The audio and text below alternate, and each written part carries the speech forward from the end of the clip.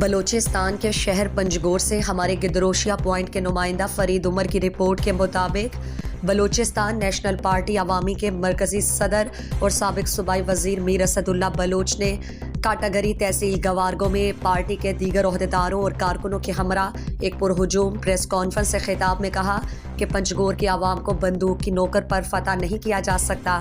وہی جیتے گا جسے پنجگور کے عوام ووٹ دے گا۔ ڈاکٹر فقیر جان اور پارٹی کے دیگر ورکروں کے گھروں پر فائرنگ اور انہیں خوفزدہ کرنا ناقابل برداشت عمل ہے، جس کی ہم شدید الفاظ میں مذمت کرتے ہیں، اور بی این پی عوامی اپنے ورکروں کو اکیلا نہیں چھوڑے گا اور ہر مشکل وقت میں ان کے ساتھ کھڑے ہیں۔ میر اسد اللہ بلوچ نے کہا کہ بی این پی عوامی کی امن پسندی کو کمزوری نہ سمجھا جائے۔ انہوں نے کہا کہ نیشنل پارٹی کی بھی پرتشدد کارروائیوں سے خوفزدہ ہونے کی ضرورت نہیں ہے۔ عوام 8 فروری کو منفی سوچ کو شکست دینے کے لیے پولنگ اسٹیشنوں پر نکل کر اپنا ووٹ کاسٹ کرے اور نیشنل پارٹی کو شکست سے دوچار کر کے اس سے پیغام دے کہ پنجگور کے غیور عوام ایسے عناصر کو سرے سے ریجیکٹ کر چکے ہیں جو تشدد، خوف اور بندوق کے زور پر عوام کے حق رائے دہی کے آگے رکاوٹ ڈالتے ہیں۔ میر اسد اللہ بلوچ نے کہا کہ پنجگور کا امن برقرار رکھنا ضلع انتظامیہ، پولیس اور دیگر اداروں کی ذمہ داری ہے۔ ڈاکٹر فقیر جان ایک سیاسی کارکن کے ساتھ ایک شریف النفس گھرانے سے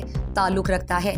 اور طب کے حوالے سے ان کی خدمات سے پورا علاقہ واقف ہے۔ اس کے گھر اور کلینک پر حملہ کرنا ایک بزدلانہ فعل ہے اور ہم ڈاکٹر فقیر جان اور دیگر پارٹی ہمدردوں کے گھروں پر حملے کو بی این پی عوامی پر حملہ تصور کرتے ہیں، کیونکہ اسے بی این پی عوامی سے وابستگی رکھنے پر انتقام کا نشانہ بنایا گیا ہے۔ بلوچ روایت میں گھر اور اسپتال پر حملہ ایک معیوب عمل ہے، مگر نیشنل پارٹی نے اپنے غنڈوں کے ذریعے پرامن لوگوں کے گھروں پر فائرنگ کرا کر پنجگور کے پرامن ماحول کو خراب کرنے کی دانستہ کوشش کی تاکہ الیکشن کے عمل میں رخ نہ ڈال کر عوام کو حق رائے دہی استعمال کرنے سے